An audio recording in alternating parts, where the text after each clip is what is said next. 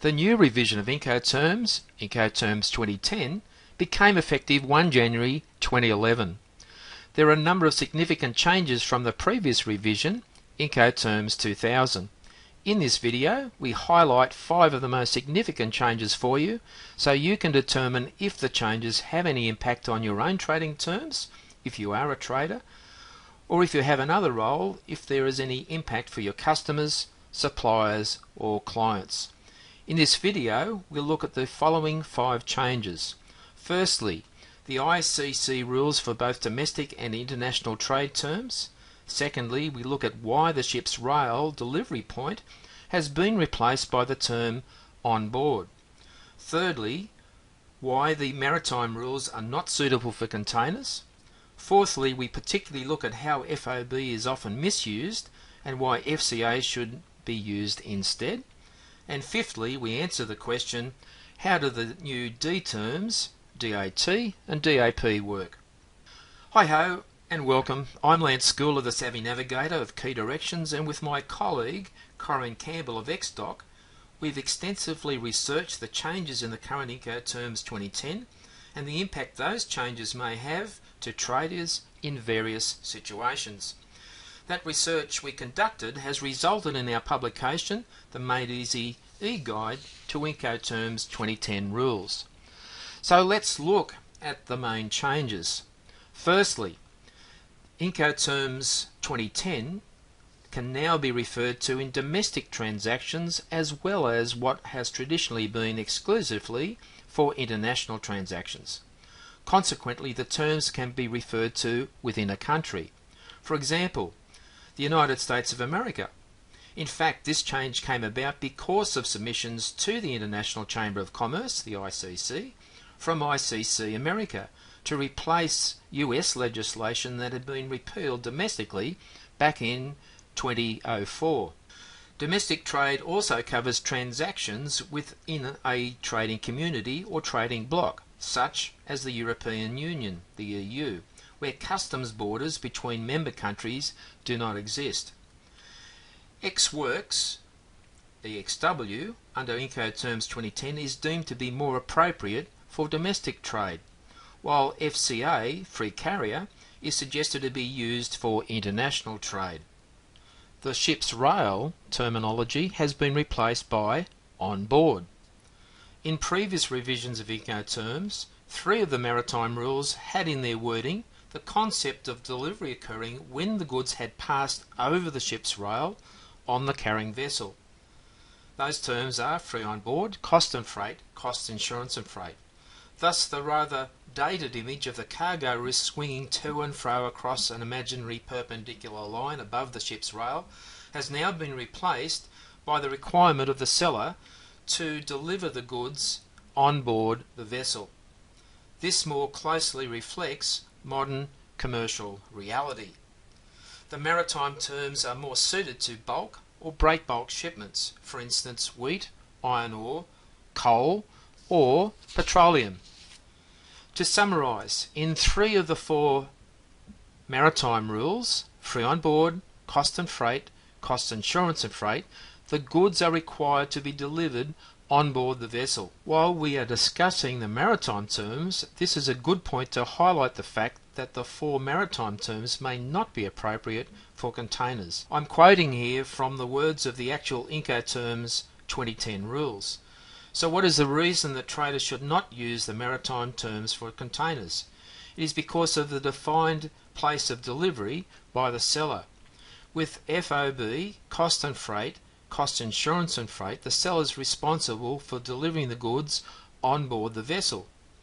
With containers, however, the seller is normally delivering the goods either to a packing depot when the goods are LCL, less than a container load, or a consolidation or groupage shipment, or to a container yard or terminal when the consignment is a full container load, an FCL shipment. At the container packing depot, the LCL cargo, the carrier on behalf of the buyer takes delivery of the cargo, packs the container, transports that container to the ship site and loads the container on board the vessel.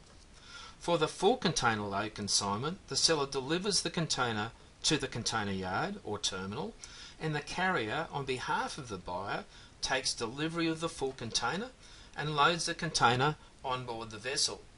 In both cases, the seller has no control over that part of the process that the carrier performs on behalf of the buyer, even though, with the maritime terms, the seller bears the risks until the goods are placed on board the vessel. So Incoterms 2010 recommends the following substitution for the terms that are maritime terms when containers are concerned. Free carrier instead of free alongside ship. Free carrier instead of free on board. Carriage paid to instead of cost and freight, and carriage insurance paid instead of cost, insurance and freight. We've covered the notion that for containers, FOB should not be used, as more appropriate to use FCA. It is worth highlighting that there is still the incorrect usage of FOB for air cargo. This is definitely incorrect, and the FCA airport or FCA air cargo terminal should be used instead. FCA, as we discussed earlier, can be used for any mode of transport, including sea freight. So that brings us to the fifth point of our video, the D terms. How do the new D terms DAT and DAP work? In Incoterms 2010, the following terms have been deleted: delivered at frontier, delivered ex-ship, delivered ex-key, delivered duty unpaid. All these terms, with the exception of delivered duty unpaid, were infrequently used by the trading community. Two new terms have been added to the list: delivered at place, DAP, and DAT, delivered at terminal. Let's see what replaces what and how they work. DAT, delivered at terminal, replaces one deleted term, DEQ, delivered ex-key. DAP, delivered at place, replaces three deleted terms, delivered at frontier, delivered ex-ship, and delivered duty unpaid. Now, as I mentioned, DDU, delivered duty unpaid, was a term used by many sellers in their negotiated contracts where they, the seller, took responsibility for the delivery of the goods, generally to the buyer's premises. To help us understand the new terms and their functions, we'll look at them individually and then compare the two. Firstly, with delivered at terminal, Incoterms 2010 defines the terminal as a place, whether covered or not, such as a quay, warehouse, yard, road, rail or air cargo terminal. The seller is required not only to deliver the goods to the agreed terminal, but also to unload the goods from the arriving means of transport and place the goods at the disposal of the buyer at that terminal. When considering this definition, the term could even be the buyer's premises. Next is DAP, delivered at place. The seller delivers when the goods are placed at the disposal of the buyer on the arriving means of transport, ready for unloading at the named place of destination.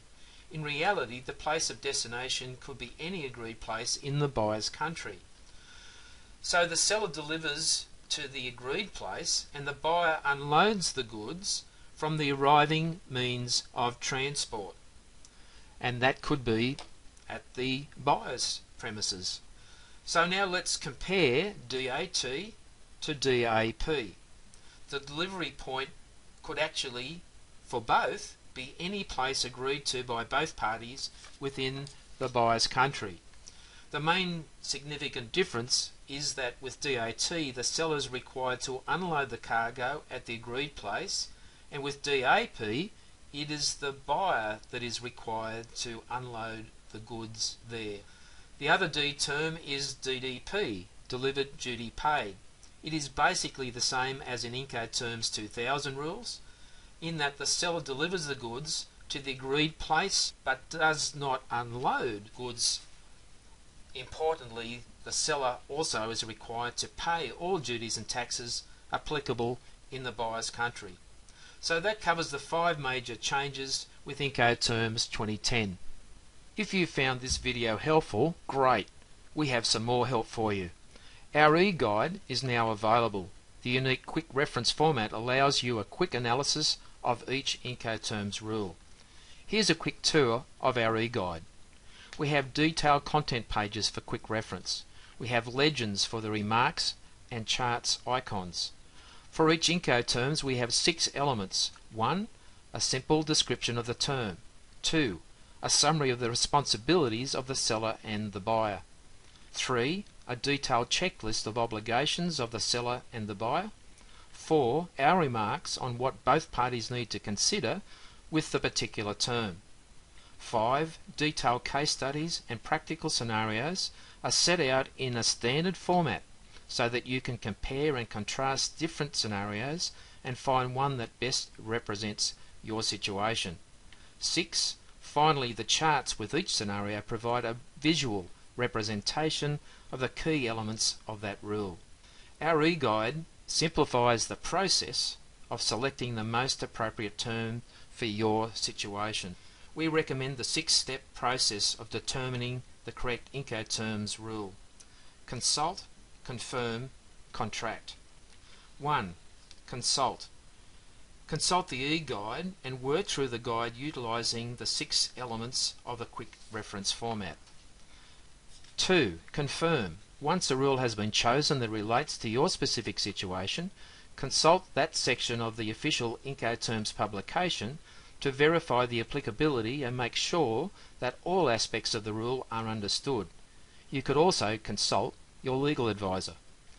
3. Contract.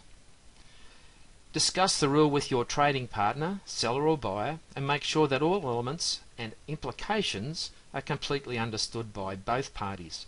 Once agreement has been reached to use that particular term, the Incoterms rule, then the contract can be finalised. This is where you can buy our guide and have immediate access. You may want to pause this video to note the details. Thanks for joining me on the video and all the best with your Incoterms 2010. This is Lance Schooler, the Savvy Navigator, signing off. Bye for now.